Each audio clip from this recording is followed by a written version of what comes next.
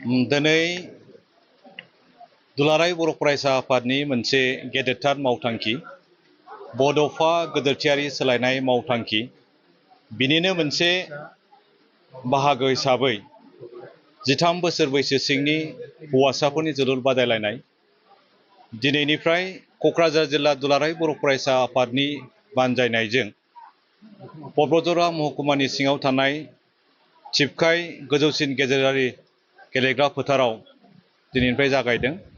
बे हाबाफारियाव आङो बेखेवगिरि हिसाबै बाहागो लाफैनो मोननानै खोब थारैनो गावखौनो गोजोननाय मोनदों।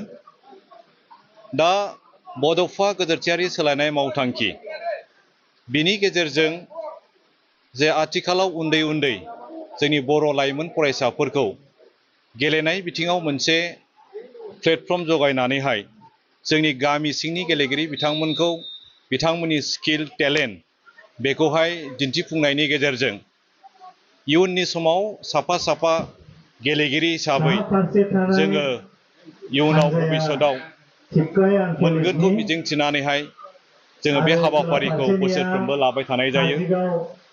दिनैहाय क'क्राझार जिल्ला दुलाराय बर' फरायसा आफादा नैबे जनाव दिनैनिफ्राय जागायनानैहाय बाखि मोननै जनावहाय बे गेलेनाया फैगौ 26 जुलाइसिम बियो सोलिबाय थानाय जागोन। दा जों आथिखालाव नुदों जोंनि समाजावहाय जे जोंनि जे फरायसा उन्दै उन्दै लाइमोनफोरा जे समाज बेरेखा हाबाफारि थिग बेबायदिनो मबाइलजों मुखुब जानाय एन्टि ससियेल एक्टिभिटिसाव माने नांथाबनानै थानाय बा जौ जुवा ड्राग्सजों नांथाबनानै थानाय बैफोरबायदि फरायसाफोरखौ जोङो गेलेनायनि मोनसे प्लेटफर्म जगायनानै बोरैबा जों बै गाज्रि बिथिंनिफ्राय उदां खालामनो हायो बेबो जोंनि मोनसे नैबे गेलेनायनि गेजेरजों मोनसे जोंनि माने मावथांखि होननानै जों बेखौ बुंनो हायो। जों बेखौहाय खौरां मोनदों जे थांनाय समावहाय एसियानि जे गोजामसिन दुरान्ड काप बियो जोंनि बड'लेण्डनि बिखा क'क्राझारावनो बियो जाबाय थादोंमोन आरो बेवहाय नोङो बड'लेण्ड FC जोंनिफ्रायबो मोनसे टिमा बाहागो लाबाय थादोंमोन। नाथाय देग्लायहाय जिहेथु जोङो खबर मोनबाय खौरांनि गेजेरजों जे बेखौ गुवाहाटीयावहाय सायावहाय खुंनाय जागोन। दा दुलाराय बर' फरायसा आफाद हिसाबै जोङो बेखौनो जोङो सानदोंमोन जुदि जोंनि दुरान्ड कापखौ जुदि जोङो नैबे क'क्राझाराव लाबोनो हायोमोनब्ला अब्ला माने बांसिनै जोंनि जे जाखांफुनाय सेंग्रा सिख्लाफोरा जे बेवहाय एनकारेजखौ मोनगौमोन। दा बेखौहाय जोङो सानो दा बिथांमोननि सरकारनि डिसिसन जों बेवहाय माने बेखौथ' मा डिसिसननि थाखाय बिथांमोना गुवाहाटीयाव लांखो जों बे बाथ्राखौहाय जोंनिफ्राय स्पष्ट होनो हानाय बे जोंनावहाय गैया। दा बेखिनियानो दा बिथांमोननि जेनोखि बेबायदि बुंनाय बाथ्रा बेवहायथ' सिङाव मा हाबनानै दङ जोंथ' बेखौहाय माने रिप्लाइ होनांगौआ एसे जोंनि थाखाय एसे गोनो गोथो जायो। माबे एंगेलखौ बिजिरनानै माबेखौ मोनदांनानै बिथांमोना बे बाथ्राखौ बुंदों। नाथाय जोंनि बायदिबा जोंनि एनालाइसिसआव जोंनि मोनदांनायावहाय जोङो बेफोरबायदि गेम लाबोयोब्ला माने एनकारेजबो मोननायजों लोगोसे जोंनि इयुननि गेलेगिरि बिथांमोनखौहाय मोनसे बिथांमोननो गेलेनायनि जे मोनसे थुलुंगा होनाय बेखौहाय लाबोनो हायो बा परिबेस जगायनो हायो जों बेखौहाय मोनदाङो। क'क्राझार जिल्ला दुलाराय बर' फरायसा आफादा गुबुन बोसोराव खुंबोनाय बायदि देग्लायबो 13 बोसोर बैसो सिंनि जे हौवासाफोरनि जे जोलुर बादायलायनाय बेखौ जोङो देग्लाय 3 जनाव खुंनो थाखाय जोङो थाम-थिम खालामदों। आरो दिनै जागायजेननाय हाबाफारि हिसाबै थिपकाय जन माने जन ए हिसाबै जोङो दिनै नैबे थिपकाय गोजौसिन फरायसालि गेजेरारि फरायसालिनि गेवलां गेलेग्रा फोथाराव दिनै जोङो जागायबाय आरो गसाइगाव बि जन हिसाबै जोङो गसाइगाव बारलिमारिया बारजाबिलाव जोङो खुंगोन। बेनि उनाव जोङो क'क्राझार जन सि हिसाबै जोङो रामफलबिल आन्सलिक एबसुनि सिङाव जोङो खुंनो थाखाय बेखौ थि खालामदों।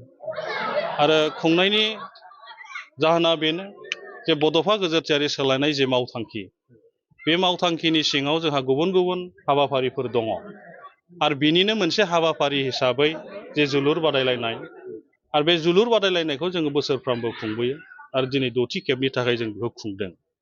दा थांखिया बेनो जे जोंनि उन्दै फरायसाफोर आरो बे फरायसाफोरखौ जोङो सोलोंथाइ लानायनि गेजेरजों आरो फुटबल बिथिंजों बोरै जौगाहोनो हायो आरो दिनै गोलोम बोथोर फरायसालि बन्द' समाव जोङो बे हाबाफारिखौ जोङो खुंदों।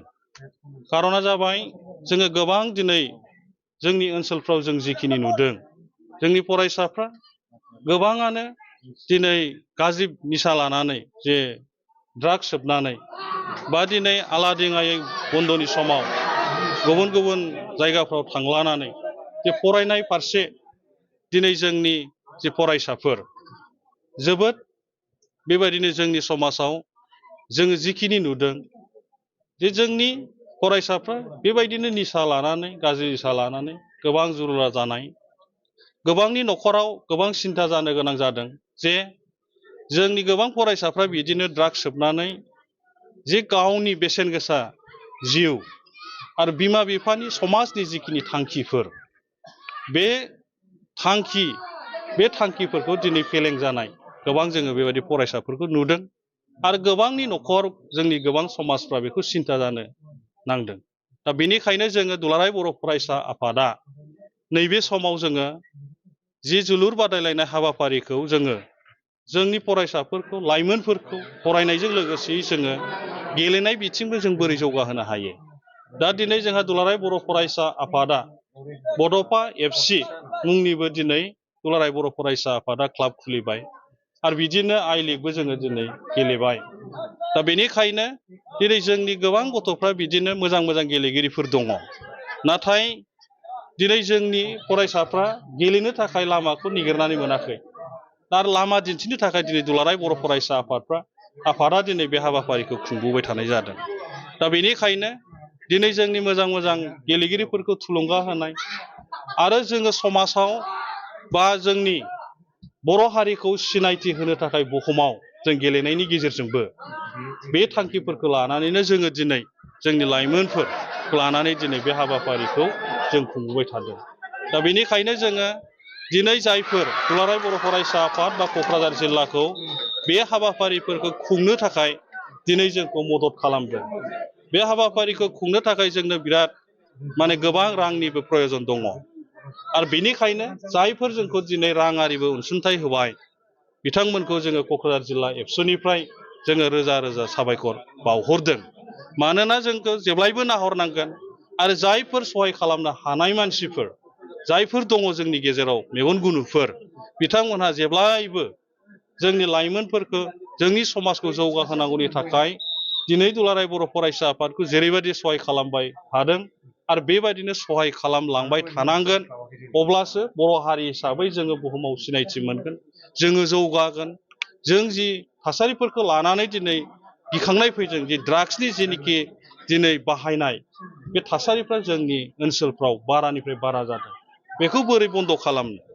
दा दिनै जुदि जोङो नैबे फोथाराव लाबोनानै जुदि फरायसाफोरखौ गेलेनाय बिथिंखौ बेस्थ' खालामबाय आरो गेलेनायनि गेजेरजोंबो गावखौ दिन्थिलांनो हानाय बायदि जों बिदि खालामनो हायोब्ला निस्सय जोंनि गथ'फ्रा गाज्रि बेसादनिफ्राय गोजानाव थागोन।